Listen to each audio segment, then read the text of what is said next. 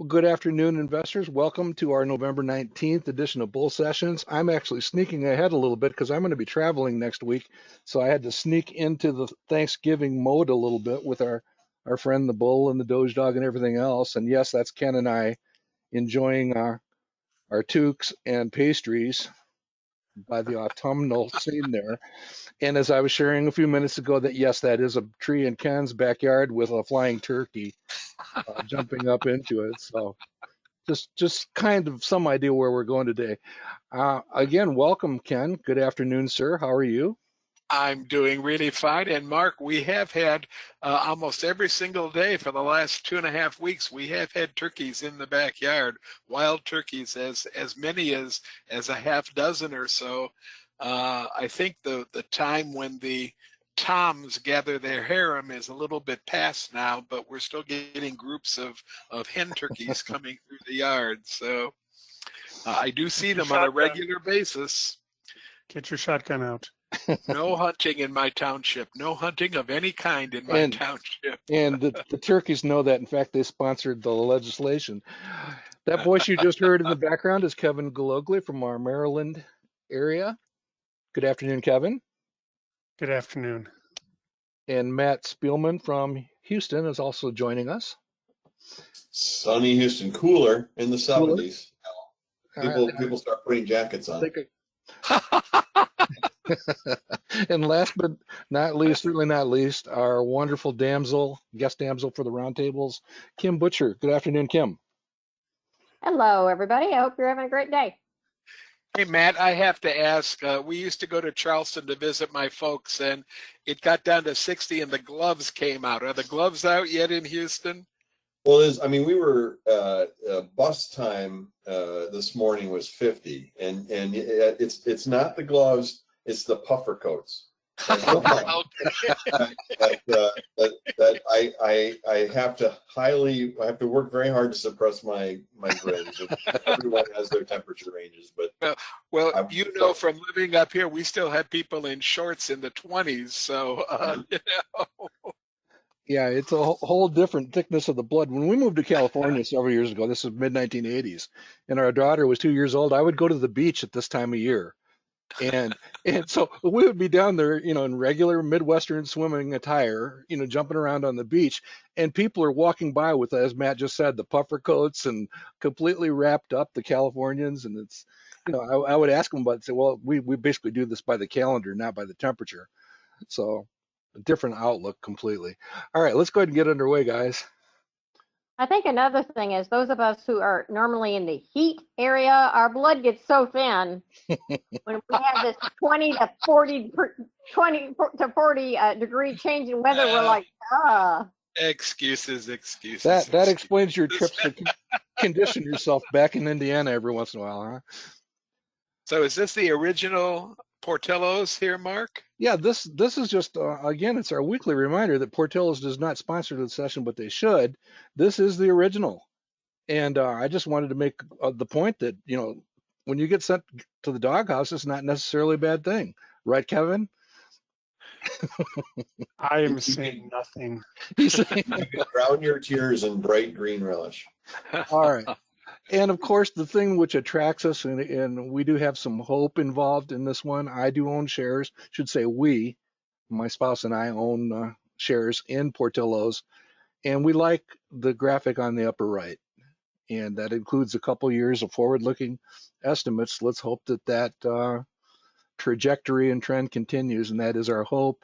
And as I've shared a number of times over the recent several months, every time we get back to my orange line cost basis, something seems to happen to this company. I wish I could explain that, but I can't. Could be fundamentals. Okay, let's keep going. Come on, guys. Can you mute him? All right, here is our weekly disclaimer. No investment recommendation is intended. This is entirely an educational demonstration, but frankly, we simply enjoy this. We enjoy coming together as a group in this community, exploring and sharing the stuff that we find, which we believe helps to make us better and more successful long-term investors. That community is centered on the efforts of nearly 80 years, 8 decades of the modern investment club movement. So the things that we talk about during these sessions apply directly to that. Having said all of that, experience it, learn it, take away the stuff that works for you, and make your own decisions about any investment opportunity that you see or evaluate. And if we do own something like I just did, Wendy and I both own shares of Portillo's, we'll try to remember to disclose that as we talk about the company, although it's kind of a silly rule that I don't believe, although there are days when I wonder, I can probably move the price of ARDX just by thinking about it. So that's there. Hey, our 2 email addresses are down at the bottom. If you have a question that you'd like to follow up on, or if you'd like copies of the slides, or if you have, most importantly, a suggestion for a future topic, please send either of the 2 of us an email. Anything else there, Ken? Nope. That was short, wasn't it? Keep going. Let's go ahead and switch to, we actually have had some movement on the value line. By the way, I predicted this last week, Ken. I don't think you were here, but I did predict that would be lagged by a week and would be heading downward, and it did. The long-term 3 to 5 year value line return forecast, if you want to think of it that way, actually dropped down from 40% to 35% on an annualized basis. That drops it down to approximately 8%. If you look at our universe of coverage, we have the average stock at about 8 to 9%.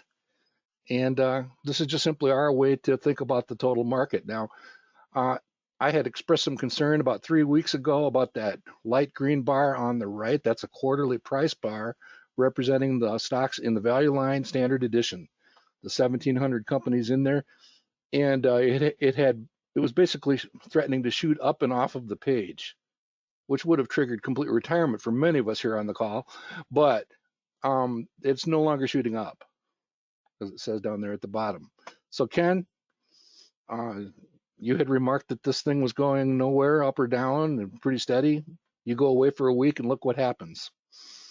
Well, I'm happy that the market appears to be a little bit undervalued right now, which means it's a little bit easier to start to find stocks to purchase. We're having a little bit more opportunity as we do screening and everything.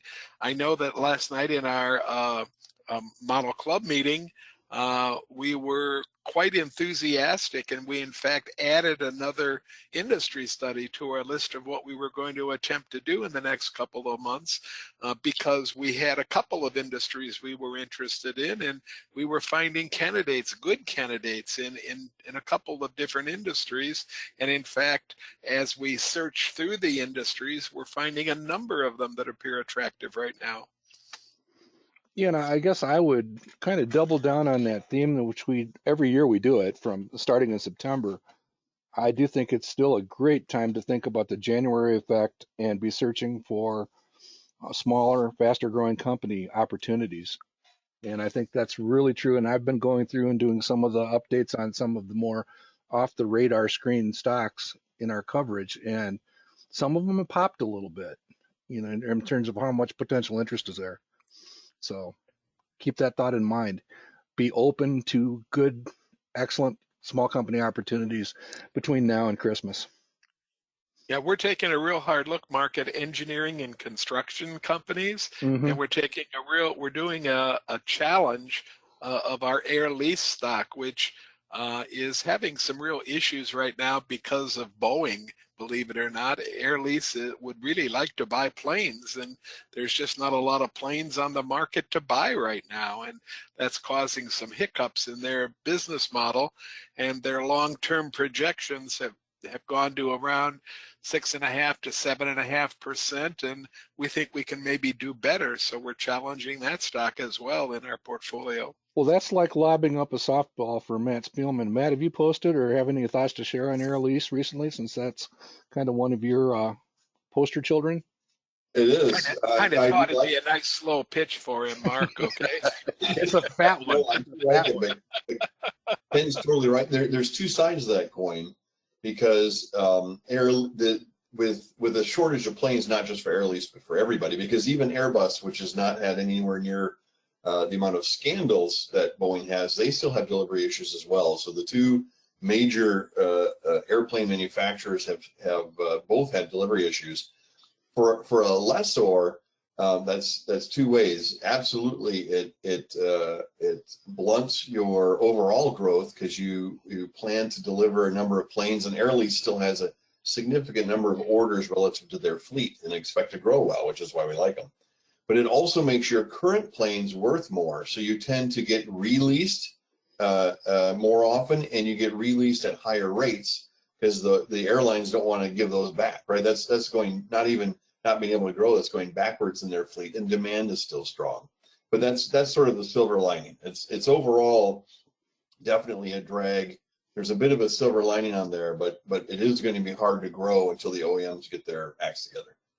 Well, we talked at length, Matt, about the silver lining last night and about the fact that there was a lot more demand for the product that Air Lease has. The problem was that Air Lease didn't have the planes to meet the demand a lot of times, and that was the issue that really came forward from our stock watchers for that.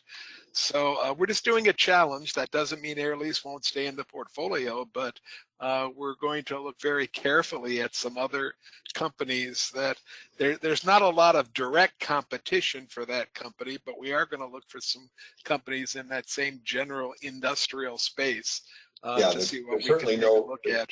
Yeah. There's certainly nobody that doesn't do business in Boeing and so is immune to that. Yeah. If you think in terms of passenger aircraft, and this gets more exotic than a lot of people go to, but one of the potentially big beneficiaries of that is Embraer. Embraer, if you fly it on one of the regional jets or the regional wings of airlines, you probably fly an Embraer product. Right. They, as well as Canada or Bombardier, but Canadair have sort of the two major items in there, and Embraer's plane, their largest is now the E190, but does have a potential to scale up into, and not fully replacing, but into sort of the smaller models of the A320 and Boeing 737. So they certainly are probably getting looks at least as much demand as they can deliver. But then you're bought into an OEM, not into simply a financial company, a middleman. Yeah, you're absolutely right. Yeah, and one last thought on the subject, from a very big picture standpoint. Goldman Sachs and a number of brokerage firms have issued very strong recommendations for United Airlines, American Airlines, Delta, and their argument is, yeah, tough operating conditions and economics, but it's not like they haven't been here before, and the strong will survive, the weak probably will fly Spirit Airlines. I shouldn't have said that. Sorry, Spirit. In case I ever need you. That's his position. Spirit may be one of those classic Ben Graham cigar butts. It may be worth more dead than alive just for its fleet. Yeah. It's Mark, it's the primary airline flying out of our nearest airport right now. Oh, in that case, I do take it back. Yeah, out of Flint.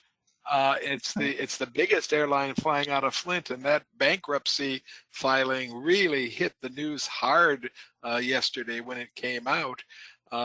There's a lot of fear. We have a very, very nice regional airport. The problem is that it's a little bit too close to Detroit Metro, and it's not hard to take a car and get in the car and go directly to Detroit Metro, where you can fly direct to a lot of places rather than having to puddle jump before you get into some kind of a direct flight.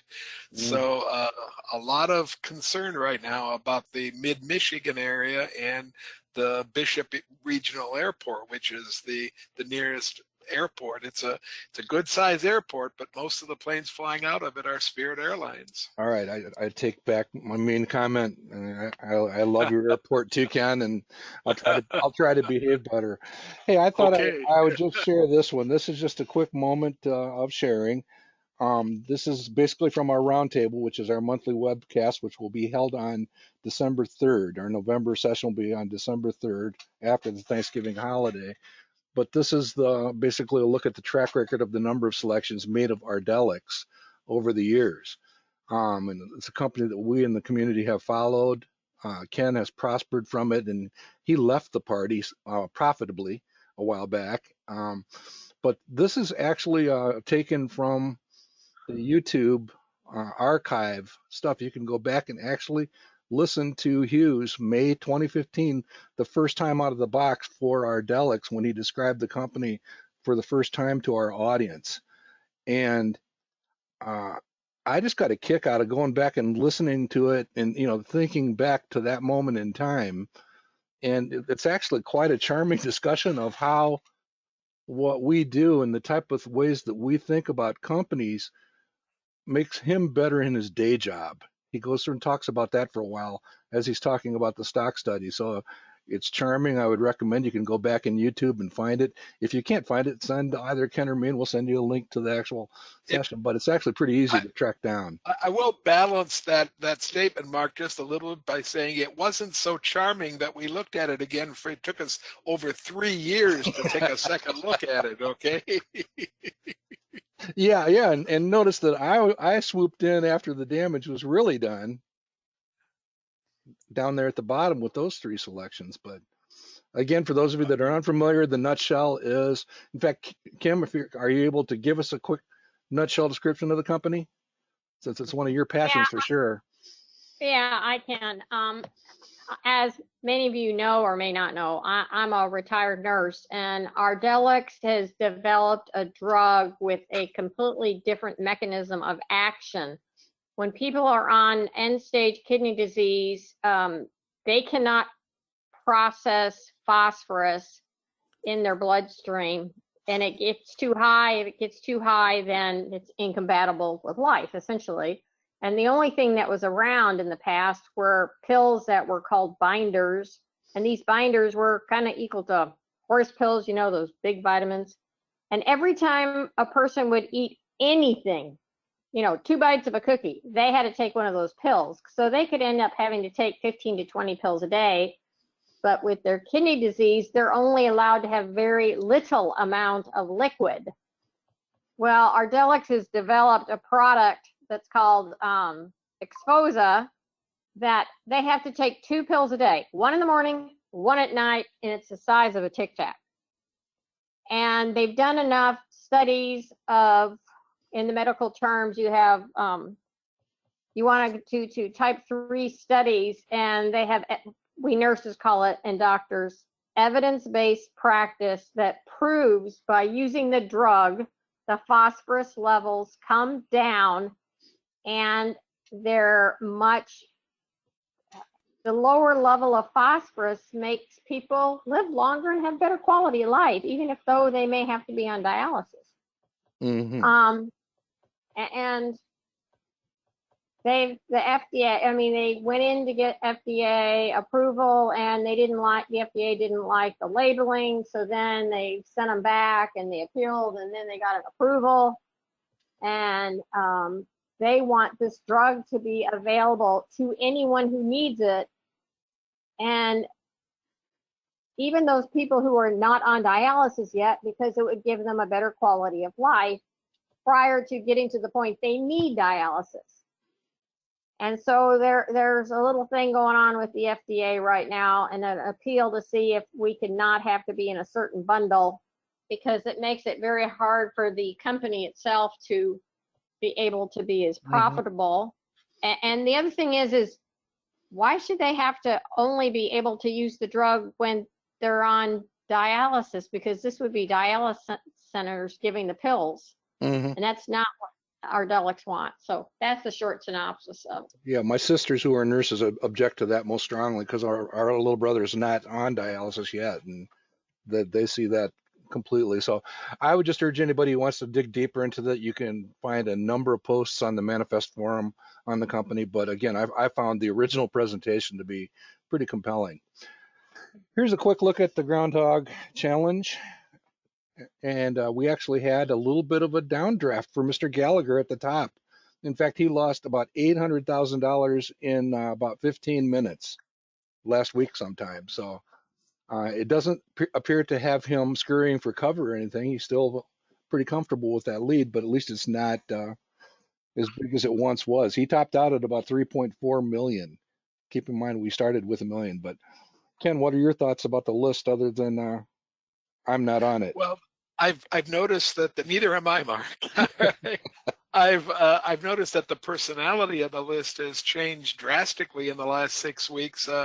We were approaching 13, 14, 15 clubs out of the top 40, and we're down to 10 clubs in the top 40 now. And, you know, there were a couple of weeks when we had none of the pros in the top 40, and now Tom Gardner and David Einhorn have joined the group. The only thing that I've noticed as I keep my lists, printouts of them in a paper notebook, and I'm kind of comparing them month to month, things like that. I've noticed that the top 5 or 6 spots have stayed relatively consistent. Mm-hmm. And I've been just pointing out to everybody that one of the few groups that seems to be just gently moving up the list are those Bauer City ladies out of Wisconsin, and they've just kind of taken over 5th place now. I'm not so sure they're going to be able to hit 2.6, but I do think that 1.7 or 1.8 is still doable for this club. They've done it and before. You gotta kind of watch out for their portfolio. The other club that has managed to maintain its position amazingly are the Cool Kids out of Michigan, and they're back in the top 10 again. Yep. Yeah, a lot of the entities up at the top have Palantir, Tesla, or NVIDIA. Palantir is what caused Marie Frank. You missed this one, Ken. I think she went from 103rd to 5th. Thanks to Tesla and well, I know it's Palantir. I'm not sure what else it was, but all right.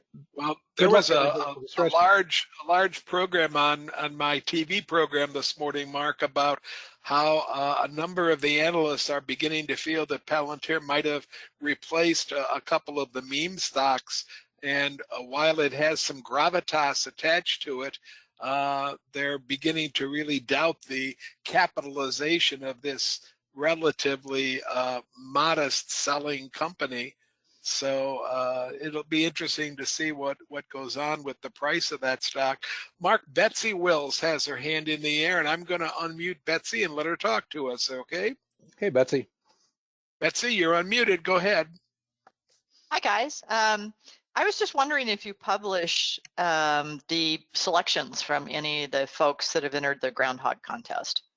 Yeah, if you go to the individual stock selections. Yeah, if you go to the Manifest Investing homepage, the groundhog portfolios are all accessible on the lower right, so you can actually drill into any one of these and see what they've actually chosen. So cool, thanks. The one thing that's not included is I don't do dividends along the way. We just do them.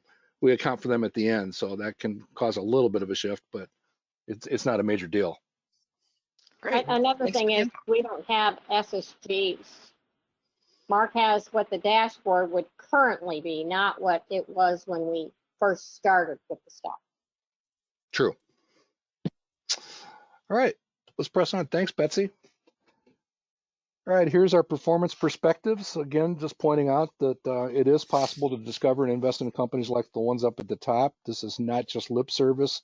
Those 8 companies on the page, the 10 companies on the page are the ones most widely followed by our subscribers. So we know that they're in a number of portfolios. I own 3 of the top 4 and 2 of the next 3. So it is done. And it does occasionally produce a smile, Ken, on a dreary day in southeastern Michigan. Those type of numbers. All right, and I did throw the Buttonwood Bulls in there. Again, don't panic, anybody. The fact that we're at 10.1, that's cool. I mean, the average stock based on the value line arithmetic average is only up about 14% in the last year. Chasing the Wilshire, of course, is easy unless you want to have Palantir and NVIDIA and companies like that in the portfolio. But that's true for just the last year, really. Well, and Mark, my background flashing a big warning sign that any kind of percentage returns based on this short amount of time are suspect, whether they're really, really good or really, really bad. We've only had this portfolio in operation since January. So Yep. Viewer beware at this moment. Let's come back in a year and a half or 2 years and see what they look like. Or as I was accused for a number of years at the roundtable of holding you guys back, it did take us a couple of years, maybe 3 years, to get all of the cylinders firing in that portfolio, and that's doing pretty well now, as you can see right up here. And we should also say, Mark, that there was a little bit of artificiality in putting the portfolio together in the first place. I doubt if many folks try to fill a 15 or 16 stock portfolio with all of the stocks within the first 2 or 3 months. And that's what we did just for the demonstration part of it. So we're bound to have some things we want to fool around with, and we are going to do a little bit of fooling around with it. Yep. And of course, if it was 40% instead of 10, we'd be taking full credit for that. So absolutely. Take a grain of thought. All right, so let's go ahead and talk Buttonwood. That's what most people are here to talk about today or hear about today. This is just a look at the portfolio. I just find it fascinating. This is actually from Robinhood. And I find it, as a mathematician, engineer / statistician, I'm just amazed by the platforms like Robinhood that don't put any scale or numbers on this type of stuff. So you have, it's really simple and it's really kind of cool. But there are some criticisms of it also. But you can see it's been a turbulent ride for the last several months, but it's at least going in the right direction. Yeah, that's not a Buttonwood tree. That's just a demonstration of how confused AI can get when you ask it for a picture of a Buttonwood tree. I know that bothers Ken, but in case it bothers anybody else out there, it's a hallucination. All right. All right. So here's a look at the actual portfolio as of yesterday or the day before. This is ranked just like traditionally from largest holding to smallest. And we basically we're in the neighborhood of the number of companies that we want to have. Now we will just proceed to go ahead and shape and mold this into the portfolio that we think sets us up for success and helps us to sleep at night. So any thoughts on this, Ken? We'll dig a little bit deeper into the portfolio as we go. Yeah, well, if you're sitting there counting how many companies, I think there's 17 companies, and we've said from the very beginning, 16 plus or minus 4. So we're well within that range. We've set as a goal our par value. We'd love for it to be 5 points above my par. And if you remember, my par just in the last day or two has been at 8.8. So we're about 3 points above my par right now, which is a great start for any portfolio. If we could even maintain a plus 3 points above my par for any significant period of time, like 2 or 3 years, I think that I'd be a happy investor, and I think Mark would also.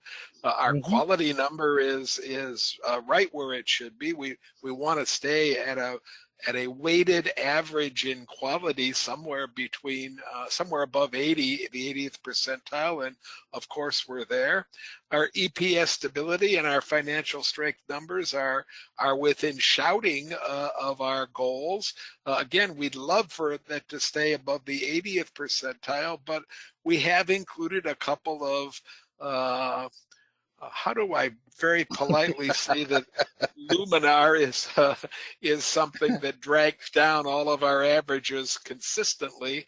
I mean, you throw a 0 into a list of 17 and you certainly can drag that number down. You throw a 2 into a list of 17, you could do the same thing. I think we'll hear more from Matt in a minute here, but I think Matt would characterize it as a potential future superstar. And what I focus on how its impact is to the growth column. What I like more than anything else is this growth column, which is being boosted by Luminar, obviously, but we really do believe that in order to beat the market by 5 points, that this growth number has to be somewhere around 13, 13 and a half, 14, somewhere in that range. And we're very aware of the fact that the 81.5 is pushing this number up probably half or a full percentage point. But it's pushing it up, and we understand that. So with everything that we're doing, we're getting ready to put another infusion of cash. Our cash is up to $130, and we've been putting infusions in somewhere around what, 2.25, 230, something like that, Mark? Yeah, for an initial position in a stock, somewhere in the $200 range now. Yeah. So yeah. So when the cash gets maybe in another month or two, as the cash moves up, we'll be adding to what we hold, or we'll be replacing something, or we'll do something that makes sense at the moment. But I think right now today we're going to kind of focus in on a stock that we might have gotten a little bit too enthusiastic about, and we're going to talk about it a little bit. He only says that about the ones that I point out, so we'll come back to that. All right, Matt, can you explain? Because I'm going to go way out on one of those Buttonwood limbs and predict that the stock price of Luminar is going to be at least, or it's going to approach $15 within a week. Your thoughts, Matt? Yeah, by the end of the week. I mean, why give it so much time? Okay. By Thursday morning, okay. All right. Explain how powerfully right I'm going to be, Matt. Before or after market close. That's Thursday morning, yes. What's up with this? So I posted this earlier, and this is expect anyone certainly who got excited about this and got in at Bink or after Bink should understand, because we talked about it, that it was expected they would have a reverse split. It was something that was put to a vote for shareholders, but remember that CEO Austin Russell owns a majority of the shares, also the majority of the voting interest. So, but you had to have it happen, so it happened, and more than just he voted for it. As with stock splits, right, this doesn't really change the company anyway. Whatever percentage of the company you own before is the percentage you own after. But the nominal share price is important, particularly to institutional investors who are strongly discouraged, meaning it's in their operating procedures not to buy stocks perhaps under $10 or perhaps under $5. Also, as a means of preserving cash, Luminar is paying some of its suppliers in some equity as well, and they also have customers with equity in it too.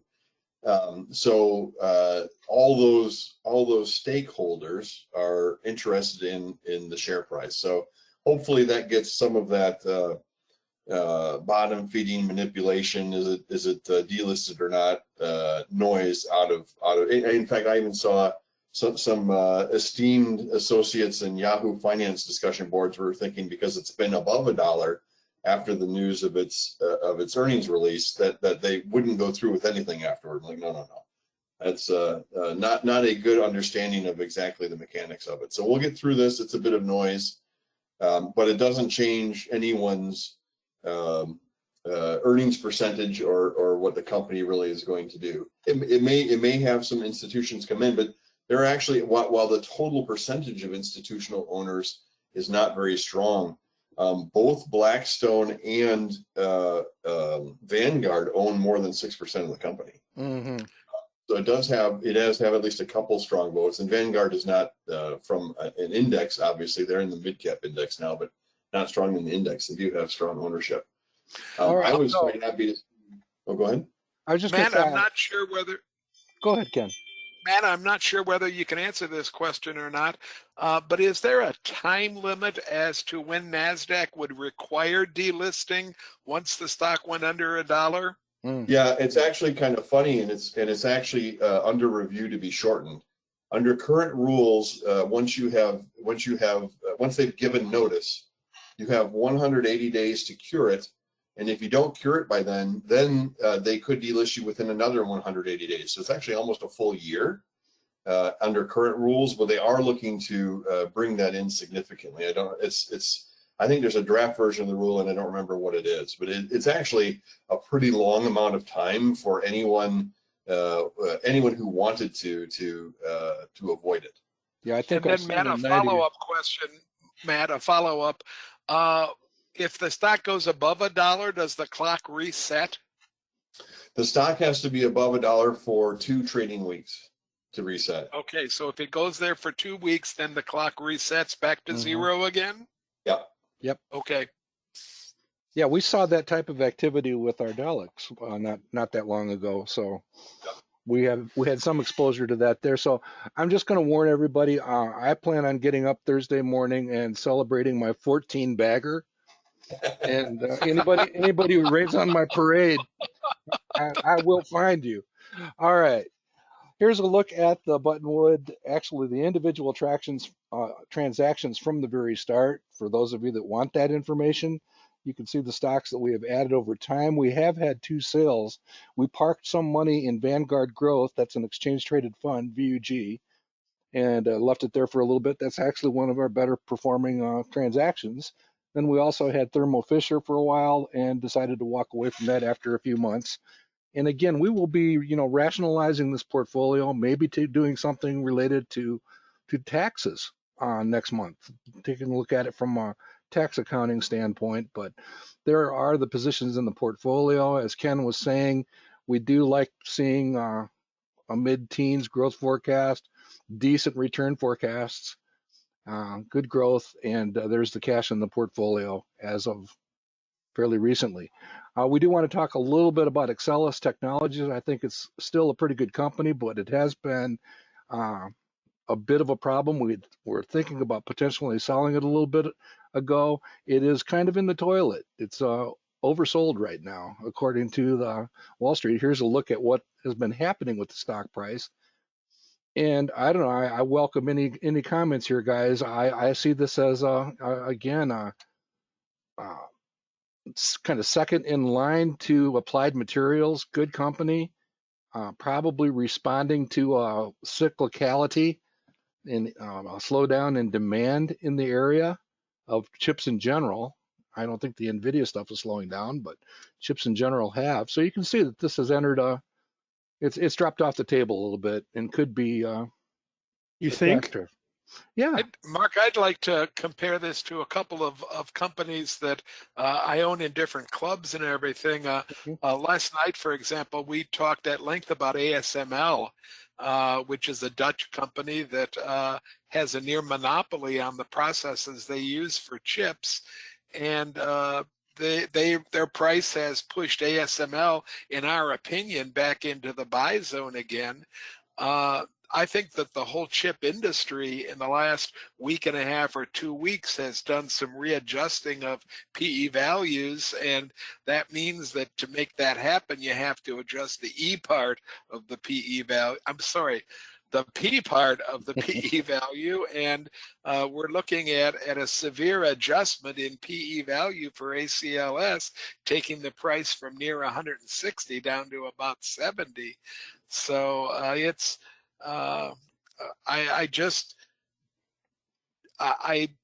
really concerned about the future of this company if it can in fact recover from these levels, but at the same time it's in this highly technical area that we could easily see this stock do the exact same thing it did from July to now and do it right back from December 1st back into June. We could easily see that kind of thing happen.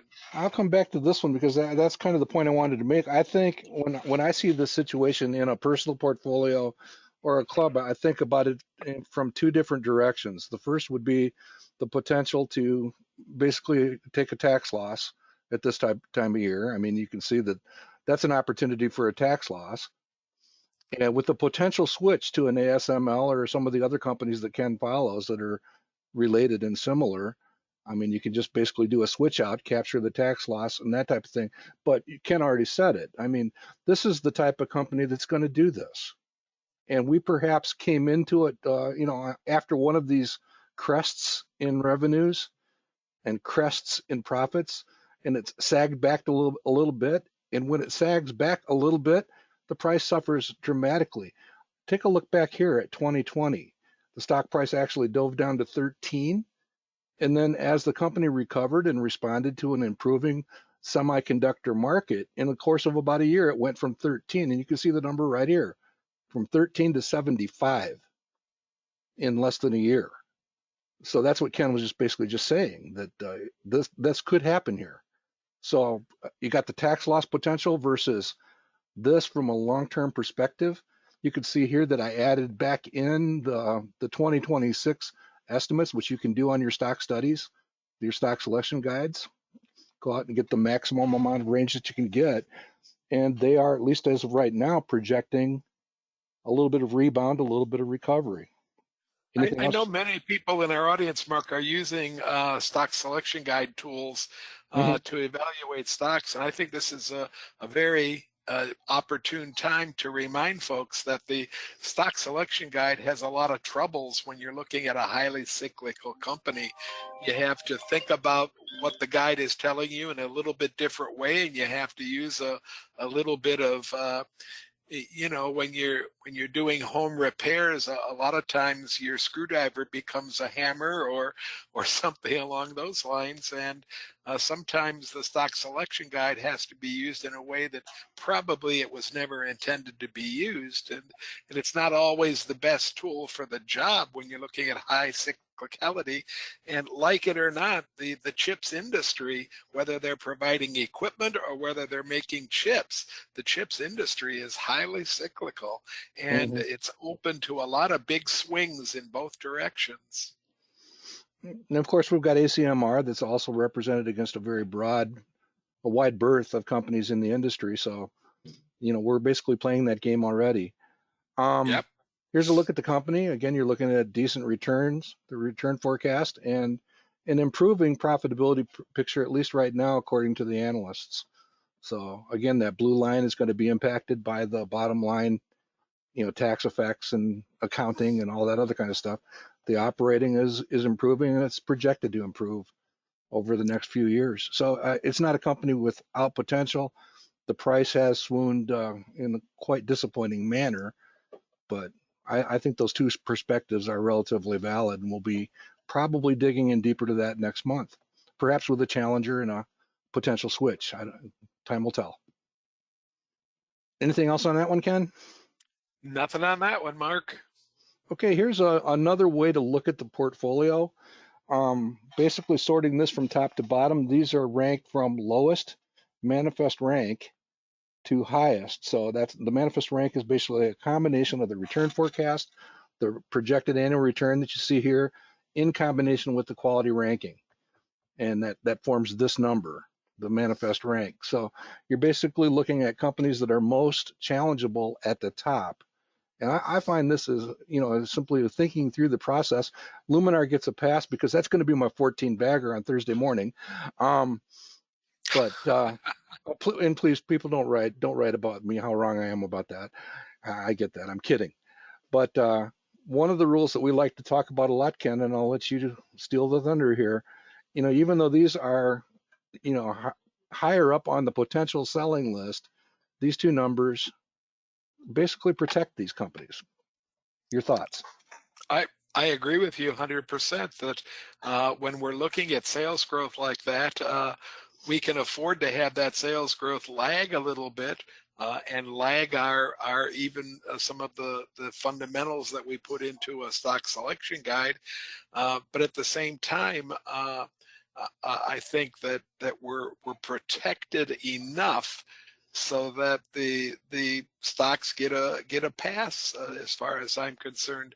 I think we're in good company when we look at the literature that's been out there, especially some of the Nicholson writings, when he suggested that when you have a company growing in double digits, you need to be very, very leery of getting rid of it when its potential return begins to lag the market a little bit, because, well, I have two reasons. I think number one, because sometimes the analyst community is slow to see the potential going up rather than down.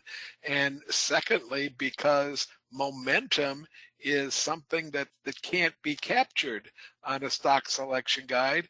And sometimes some of these high growers get into a momentum phase, and we don't capture momentum when we try to make forecasts of growth. Yeah, and the way I would reinforce what Ken just said is these two return forecasts here are very close to the average market forecast. They're within 1%. They are the average market forecast. Same is true with Visa. I mean, Visa gets a pass from my perspective. And then the first one that really is vulnerable at all is this VirTra, VTSI. We're going to talk about that.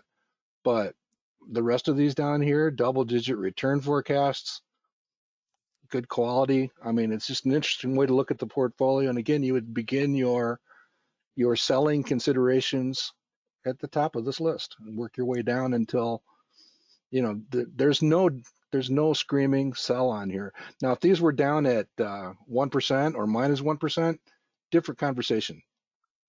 Well, and before you give us all kinds of comments in the comments box about Diageo and the low sales growth, we're aware that it has a low sales growth, but at the moment, that low sales is still translating into pretty decent par values.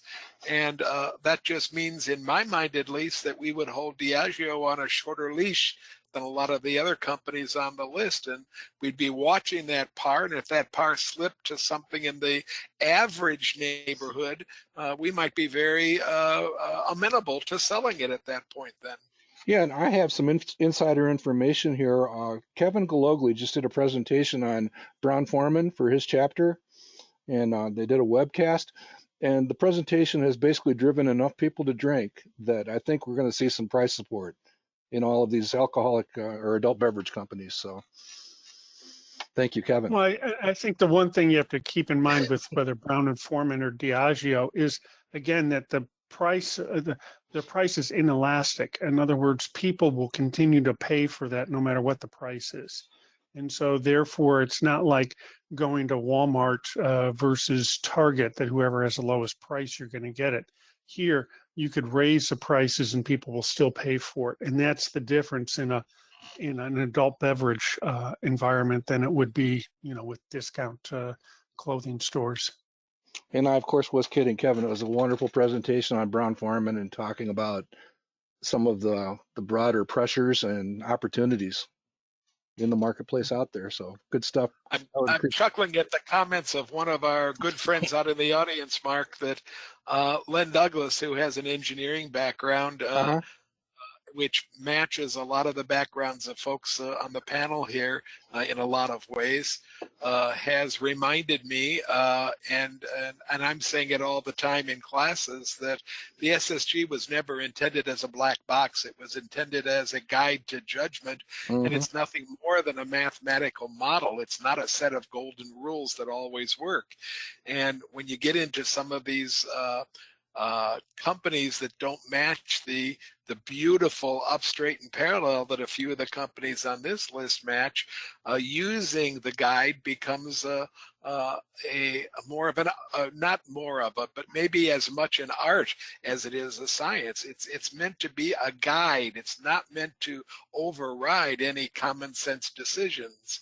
So thanks, Len, for Len says they were not put on tablets and passed down from Mount Sinai, but I thought that was a little bit much, but okay. I'm blowing kisses towards the south side of Detroit, so let's press on. Thank you. Before we go, Mark, can you go back to that slide? Yeah, absolutely. Joel was asking about, he was trying to find prove on slide 8, where you had stuff up on sort of your manifest dashboard. Can you sort of do a quick difference between slide 15 and slide 8? Because here you're taking additional information out. Yeah, I basically tried to cut to the chase of the major characteristics that we think about here. The one previously just listed more characteristics. And if he's asking about prove, again, we've done a number of presentations on prove. We will be doing more. Projected return on enterprise value is something we have talked about fairly extensively here. It's literally taking the projected operating income or operating margin and dividing it by the enterprise value of the company. So you're basically talking about the market cap plus their total liabilities and subtracting out the cash in their wallets. And that's basically what that comes down to. We use it as an audit or a confirmation checkpoint for the projected return forecast in the middle of the page, because you're basically building a very similar return calculation that does not contain PE ratios. So it becomes a way to validate and confirm, perhaps even suggest PE ratios. I think it's very helpful, Mark, when you have a list like this to focus in on a company that where the proof might be telling us something. And I would focus in on ACLS, ACLS Technologies, where the par value, the number coming from using the PE value is quite nice, 13.4%. That's really a good par.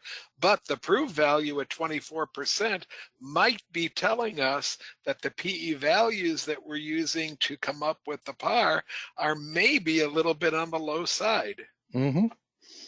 So that one could then encourage a little bit more digging, perhaps some consideration for slightly higher PEs for ACLS.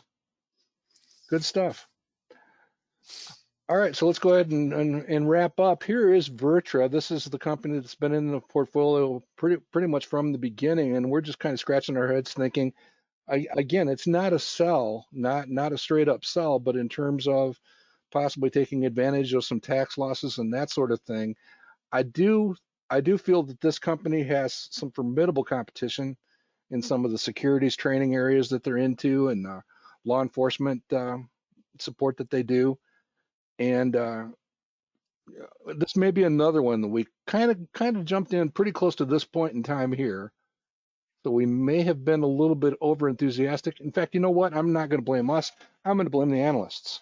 They were certainly incredibly enthusiastic, and you can see that has enthusiasm has dampened, at least on their part. So it's and any time you have one of these, by the way, a C++ company is nowhere near an average company. That's a nearly bankrupt type company. So from my perspective, doing this for a few years now, if it's a company with a C++ financial strength, I pretty much need to have a special reason to believe. Beginning investors should avoid those type of companies. Mark, I want to, when we put this list together, we kind of, the two of us do a bulls say, bears say kind of a thing like Morningstar does, and try to come up with arguments in favor of the company and arguments opposed to the company. And one of our arguments that we used against VirTra when we were talking about putting it on the list was the fact that there was a lot of money coming from COVID to local governments and to state governments to use in very creative ways, almost any way they wanted to use it, to get the economy, to keep the economy running during the pandemic. And as that money started to dry up, we did talk to ourselves and said that was a risk for this company, where a lot of local governments were using VirTra to train police forces, to train first responders, fire forces, any kind of emergency training. Some of that money was coming from COVID relief money, and that money was being spent and was not going to be there in the future. And I'm not going to say that's the whole reason for the drop in sales and the drop in the corresponding drop in price, but I certainly think it's a contributing factor to the drop in sales going forward. Okay, and for the audience, I'll try to put that in a nutshell. You've just heard one of the most gilded, pleasant, I told you so's in the history of man. And I would recommend that you basically follow Ken's technique the next time you need it in a club meeting, because he has this gift for letting me down easy. So we'll just go on from there. Okay, let's press on. We need to wrap up here today. I ran a quick screen with the screening criteria on the right, looking for stocks that would be attractive from a return forecast. Kurt just did an update, so these are pretty fresh numbers. Wanted a very high top 10% ranking in quality and double-digit growth. And there's some very good studies on this list. Several of these companies are already in the portfolio. Some of them are in the best small company portfolio. It's a good list. And the one that kind of captured my attention, because I'm looking down that list, thinking about sleeping at night, and Novo jumps off. A decent growth rate and very high numbers. It's the type of company that, given the right opportunity, could live in your portfolio for a very long time. I mean, I have companies that look like this in the 1990s that are still in the family portfolio. So that's why I have a good feeling about a company like this. So what are your thoughts, Ken? Well, it's amazing that you put this screen in the deck today, Mark, because last night I've already indicated that we talked about Air Lease, and Air Lease is in the rental and leasing services industry. And our stock watchers and some of the other members of the club made the point that they knew that there were companies in that same industry that probably had pars at double what Air Lease's par was. And two of those companies have made this list and will be in our challenge that we're going to do next month. So there's also another couple companies that we've come up with already, but these two, United Rentals and GATX, they don't match what Air Lease does. Don't get the idea that they're direct competitors, but they are in the same general industry, and we're not unhappy with the concept of rental and leasing. So as we challenge Air Lease, we would not be unhappy in replacing it with a peer. And sometimes they're very close peers, and sometimes it's a little bit of a stretch to see how they match each other, but essentially they rent and lease things. So I'm a little bit surprised to see them make this list. That's great. Good stuff. All right, so here's a quick look at Novo. Here's the opportunity. You're looking at a 10-year monthly chart on Novo, and the opportunities, again, the business environment has not changed that dramatically. They have a 100-year history of responding to changing markets, so I'm not terribly concerned about that. And the stock price has come down from 150 to approximately 100. So, and here's just a quick look at some of the graphics. This is, of course, one of the fat pill companies, the obesity drug, GLP-1 type stuff. That's on the right-hand side of the charts that you see. You see a company trading near multi-year highs, decent quality, not an incredibly sexy or frisky projected return here, but I want you to notice how rarely it gets up around 15. Apparently doesn't exceed it very often, so this is an opportunity that is relatively rare. What are your thoughts from a global perspective here, Ken? I like the concept. I own Novo Nordisk myself personally. I think that this whole class of drugs is going to be very important in the next 10 or 15 years. And I would not mind having this one or another couple ones that are involved in the same business. I would not mind having one of them in the Buttonwood portfolio eventually, especially now that we're looking at it with a pretty decent return as opposed to what it usually gives us. All right, so what I think I'm going to recommend is that here's just a summary. By the way, I find it fascinating that Value Line's talking about slower growth and then quoting 19 and 22%. That's not slow or anything. But just a couple of quick notes from their fairly recent close. And again, they were talking about this is a couple months ago. This comes up for an update here in a little bit. So I'd like us to consider selling VirTra and replacing it along with the cash with Novo. Take a solid position in Novo based on that information. So are you opposed to that? I'm not opposed at all. It's good from a tax viewpoint as well. Yeah, and I know that we're using small amounts of money, but if you used regular amounts of money, it'd be something that you'd want to consider in November and December. And I this is a little bit being unfaithful because I do own a fairly we own a fairly decent sized position in Eli Lilly, but both of these companies are working in a very wide berth of, facing certain health challenges. And we bought Lilly because of all the work they're doing that Hugh McManus talked about with Alzheimer's, cancer. You pick it there. Eli Lilly is pursuing solutions in those areas. Novo, in different realms, is doing much the same thing. So I'm comfortable with both. We're getting suggestions on other possible stocks as an alternate to Novo, and I like the concept of never looking at just one in the category. And we did talk about Lilly.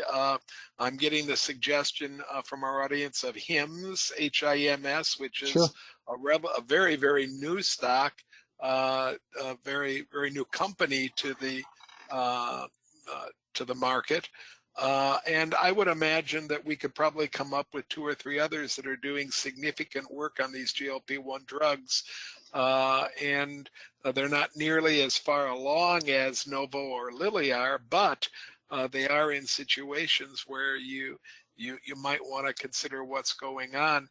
HIMS, for example, I think has gotten itself involved in the, I'm at a loss for the correct word, Mark, but they're basically making solutions of the drug and then offering it in vial form, where you can take it from the vial into a hypodermic and inject it. Then they're not doing the automatic pens like you would get with Ozempic or Mounjaro, but I'm not quite sure we're going to do full-fledged industry studies on whatever we're talking about in this portfolio. So we appreciate the input, though. We appreciate the input. In fact, I don't think I imagined it. I think Darling, one of Kevin's companies, came out with the GLP-1 solution recently. So I mean, there's a lot of competition. The big picture thought here is these guys are not new to this stuff, and they've been very good at their diabetes solutions over the decades, and the work that they've done in other areas. So we're not beyond a challenge in the future. So all of those are good suggestions. And I guess that I would want to add also that we already have a number of interesting ideas in the portfolio that are maybe pre-revenue, even in a couple of cases. We do have some way out there kind of choices. So I wouldn't want to overload the portfolio with those types of choices.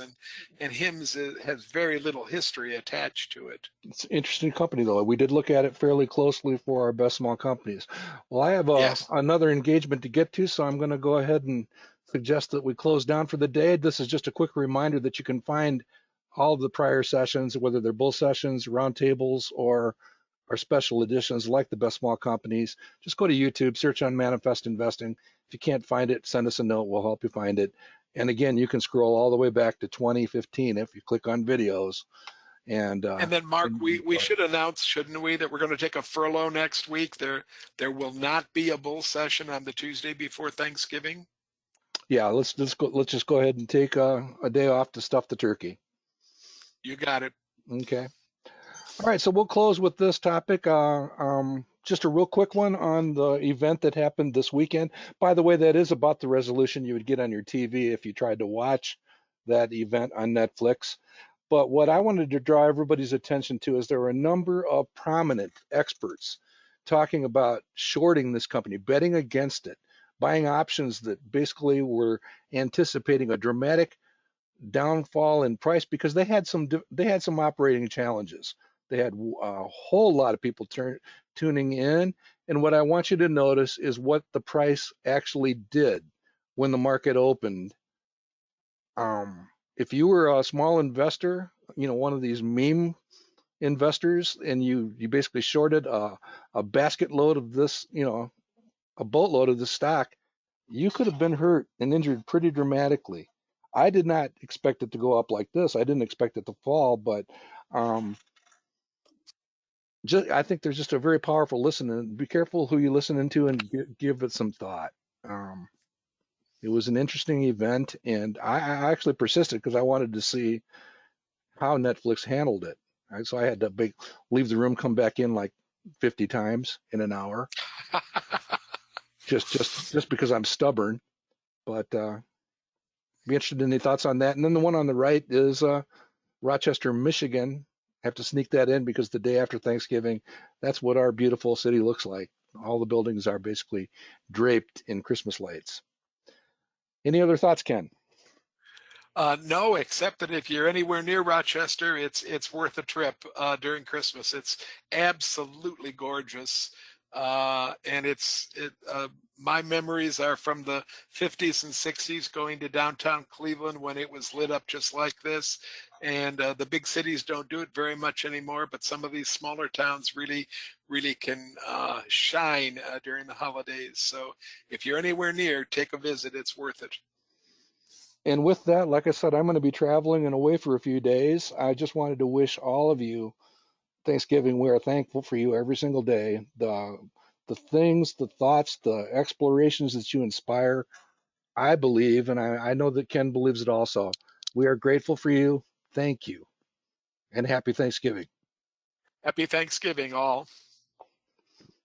Happy Thanksgiving, everyone.